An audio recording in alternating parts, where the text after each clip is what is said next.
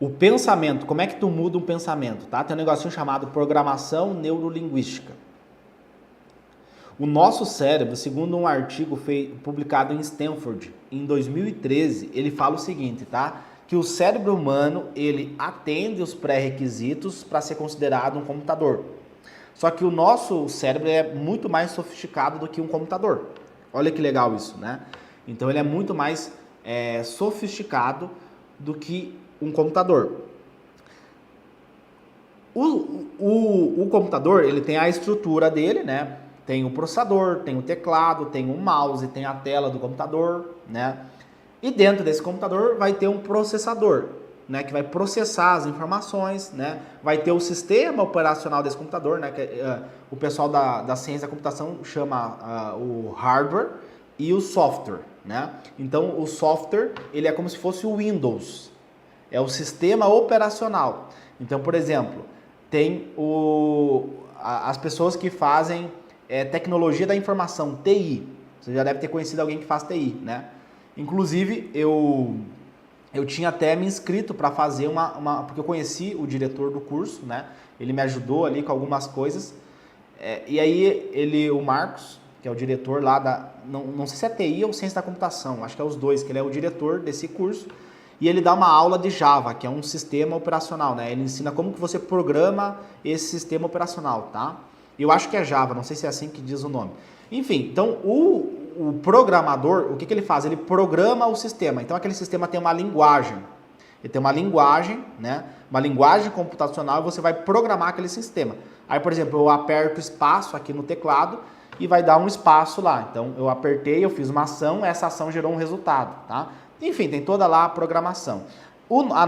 A nossa mente ela é como se fosse o software. E o cérebro, a estrutura, o córtex pré-frontal, o lobo temporal, o lobo occipital, todas as estruturas que compõem o sistema nervoso central, o encéfalo, elas é o computador, é o hardware, tá bom?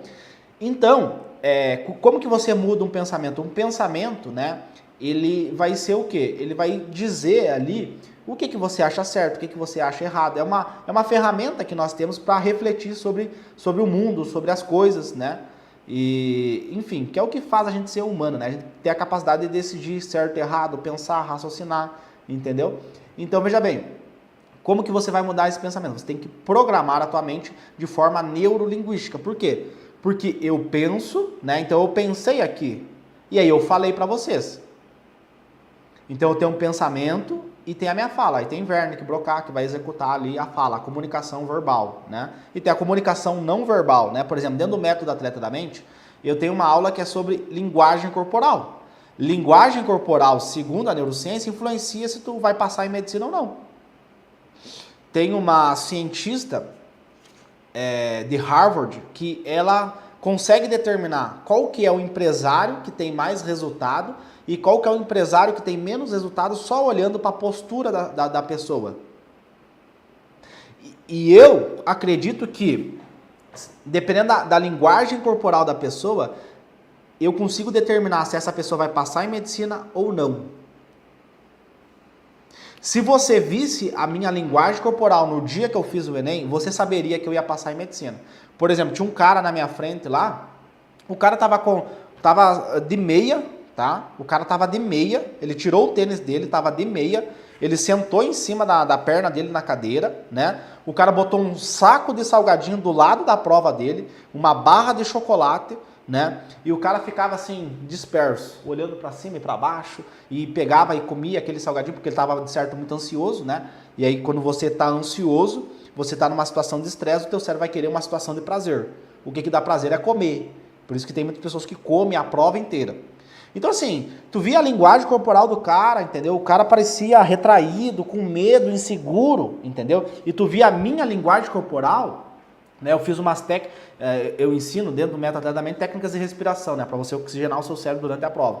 Então, assim, eu comecei a fazer o meu ritual pré-prova, né? Eu tinha feito 20 provas em casa. Na verdade, não, foram 15 provas, né? Eu fiz 15 provas, deveria ter feito mais, tá? Eu recomendo hoje para os meus alunos 25, mas eu fiz 15. 15 provas, né? Com o tempo bonitinho, com redação, o tempo, 90 questões e tal, bonitinho, prova. né? Não é simulado de 30 questões, né? Ou simulado de começar a redação na segunda e terminar a redação na sexta, né? Sendo que no dia do Enem tu vai ter 60 minutos. Então assim, eu comecei todo o meu ritual, fiz as técnicas de respiração, eu tinha feito a minha estratégia alimentar, né? De manter o meu nível de glicose alto, enfim, uma alimentação com uma gordura boa, né? Com carboidrato complexo para ir liberando aos pouquinhos, fiz a minha técnica de respiração, tudo mais.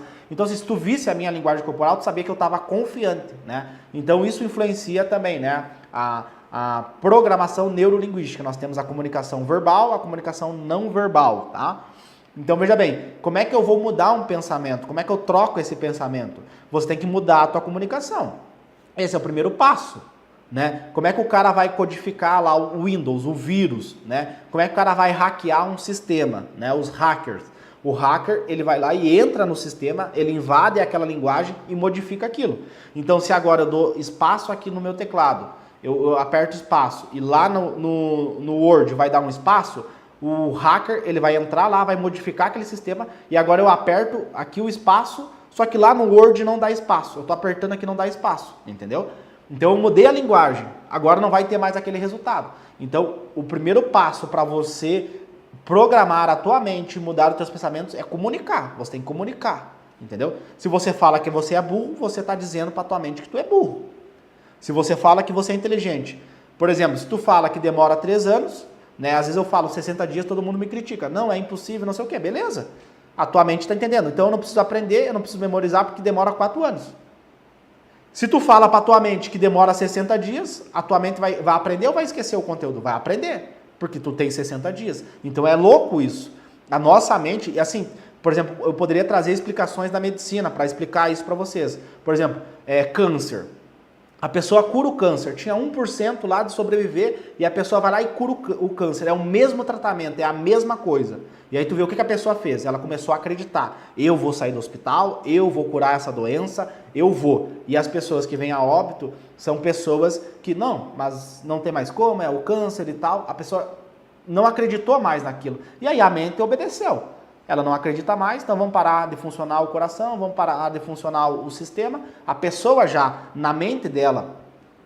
Então olha que louco isso, pessoal, né? E eu tive oncologia, né, semestre passado, eu conversei com a minha professora sobre essa questão espiritual, essa questão da mente, né? Porque a medicina, como que a medicina prova o poder da mente? Ela prova com o efeito placebo. O que é o efeito placebo? Eu quero testar uma pílula, um remédio, um fármaco. Como é que eu vou testar esse fármaco? Eu vou pegar 2 grupos. Vou pegar o grupo A e o grupo B. O grupo A toma o remédio e o grupo B toma a farinha. Vou repetir. O grupo A toma o remédio e o grupo B toma a farinha. Como é que a medicina explica o poder da mente? O grupo B teve mais resultado que o que tomou o remédio. O cara acreditou tanto na mente dele que o remédio ia funcionar, que a mente mandou o corpo resolver aquele problema. Olha que bizarro isso, entendeu? Então, por exemplo, quando você acredita que demora 3 anos, você vai ficar 3 anos estudando. Se o dono do cursinho falou para você que é 3 anos e você acreditou naquilo, você acabou de instalar um aplicativo na tua mente, no teu Windows mental. Vai demorar 3 anos. Quando você sentar para estudar, você vai procrastinar. A tua mente vai dizer o seguinte, pô, por que tu vai se dedicar tanto aqui se demora 3 anos? Começa amanhã. Aí o cara fica amanhã, amanhã, amanhã, amanhã e nunca começa. Entendeu? E nunca começa. E vai indo, e vai indo, e vai indo, e o cara não sai do lugar. Procrastina, por quê? A mente dele mandou. É a mesma coisa o paciente oncológico. O cara, ele já desistiu da luta contra o câncer na mente dele. Aí a mente, para de funcionar os órgãos, para de funcionar os sistemas. E o outro paciente que sobreviveu, que lutou, que venceu o câncer, ele diz para a mente dele, eu vou sair daqui. Entendeu? E é o que eu falo para os meus alunos. Começa a acreditar nos 60 dias. Implanta isso na tua mente, né? Olha, mas a minha prova é daqui 10 meses. Beleza? Mas e se a prova fosse daqui 60 dias? Você passaria? Começa a treinar a tua mente nessa forma. E se a prova fosse daqui 60 dias? Será que eu passaria? Será que eu tenho uma boa técnica de estudo? Não adianta chegar lá no dia do Enem e esperar um milagre. No dia do Enem não vai ter videoaula, no dia do Enem não vai ter apostila, no dia do Enem não vai ter resolução do YouTube, vai ser você, a tua mente, que é uma ferramenta que nós temos, você, né, o teu corpo físico, a tua mente, o papel e a caneta, só. Não vai ter mais ninguém. E aí eu faço o questionamento, por que tu estuda o ano inteiro vendo videoaula? Aí chega no dia do Enem, o cara não aprendeu, ele não consegue resgatar o conteúdo, ele não tem uma capacidade cognitiva de resolver problemas. Uma coisa é você adquirir o conhecimento, beleza? Anota aí, anota esse código para você nunca mais esquecer. Uma coisa é você adquirir conhecimento. Outra coisa totalmente diferente é você resolver problemas a partir desse conhecimento. Eu posso saber a fórmula da geometria espacial, como é que eu calculo o volume do cilindro. Outra coisa bem diferente é eu resolver o problema de questão que envolve o cilindro, porque daí o Enem vai meter assim, eu vou fazer uma festa, nessa festa eu vou convidar tantas pessoas, vai ter tantos copos, cada pessoa vai tomar tantas ml de água, e aí ele pergunta para você, quanto de água tem que comprar, sendo que cada garrafa tem tal volume, e é no formato cilindro. Aí o buraco é mais embaixo. Aí não adianta você sair da prova do Enem chorando, reclamando, criticando a prova. Nossa, o Enem está cada vez mais conteudista, o Enem isso, o Enem aquilo.